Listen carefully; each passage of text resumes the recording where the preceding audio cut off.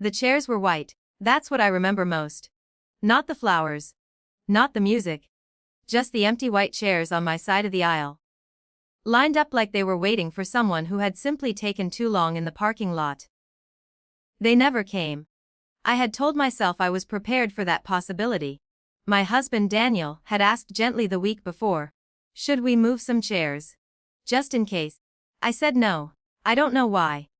Maybe I thought visibility would shame them into showing up. Maybe I wanted the absence documented. We got married anyway. We smiled in photos. His family filled the room with warmth, applause, noise. My side stayed silent. I felt strangely steady through it all, not broken. Just recalibrating. 3 weeks later, my phone buzzed. Dad. I stared at his name longer than I should have. No missed calls since the wedding. No explanation. No apology. Just one message. Need ATL 400 for your brother's wedding. Deposit by Friday. Don't make this difficult. I read it twice. Then once more, slower. Not, how are you? Not, we're sorry we couldn't make it. Just a bill. I didn't cry. I didn't rage. I felt something colder than either. Recognition. I had funded my brother's college textbooks. I had covered my mother's medical copays when she forgot her card. I had co-signed a car loan that was never repaid. Every contribution framed as loyalty. Every refusal framed as betrayal. And still, they hadn't come. Daniel watched my face as I handed him the phone. That's it. He asked quietly. That's it. He didn't tell me what to do. That mattered more than advice. He didn't rush to defend me or insult them. He just said, whatever you choose, we'll be aligned. Aligned, the word felt new. In my family, alignment meant obedience. I opened my banking app. My thumb hovered. There was a version of me that would send the money. Prove I was still generous. Still good. Still the bigger person. But I wasn't trying to be bigger anymore. I was trying to be intact. I sent $1 memo line best wishes. Then I handed the phone back to Daniel. Can we change the locks? I asked. He didn't ask why. The locksmith came the next morning. It wasn't dramatic. Just the metallic click of old cylinders being removed. Fresh keys placed in my palm. A quiet transaction.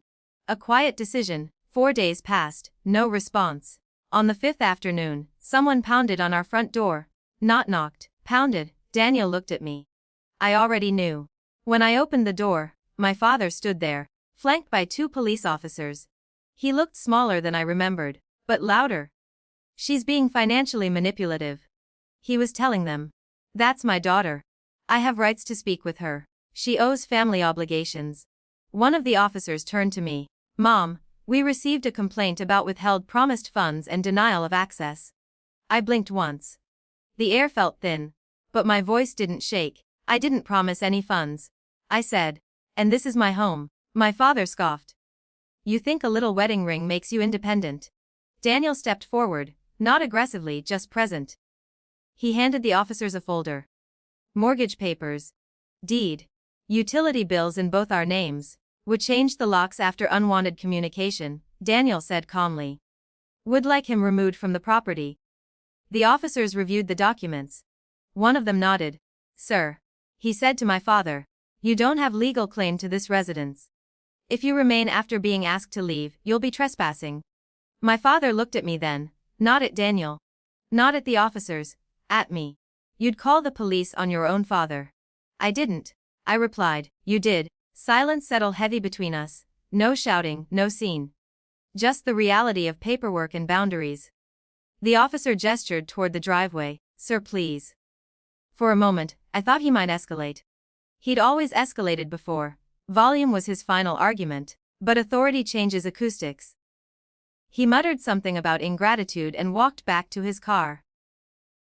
The police waited until he left the street before turning back to us. Do you want to file for a formal no-contact order? One asked. I considered it. The old reflex, to soften, to protect him from consequence, flickered faintly. No, I said. Not today. They nodded and left. When the door closed, the house felt different. Not lighter, just sealed. Daniel locked it. The new lock clicked firmly into place. You okay? He asked. I searched myself for devastation. For regret. What I found was something steadier. I think. I said slowly. I just stopped auditioning. He smiled faintly. Not celebratory, Just understanding, that night, I blocked my father's number. Not theatrically. Just functionally. My brother's wedding photos appeared online a week later. Lavish coordinated suits. Smiling faces. I wasn't tagged. I wasn't mentioned. For the first time, it didn't feel like exclusion. It felt like information. I don't know if reconciliation is possible anymore. I don't know if they'll try something else. Families like mine don't surrender entitlement easily.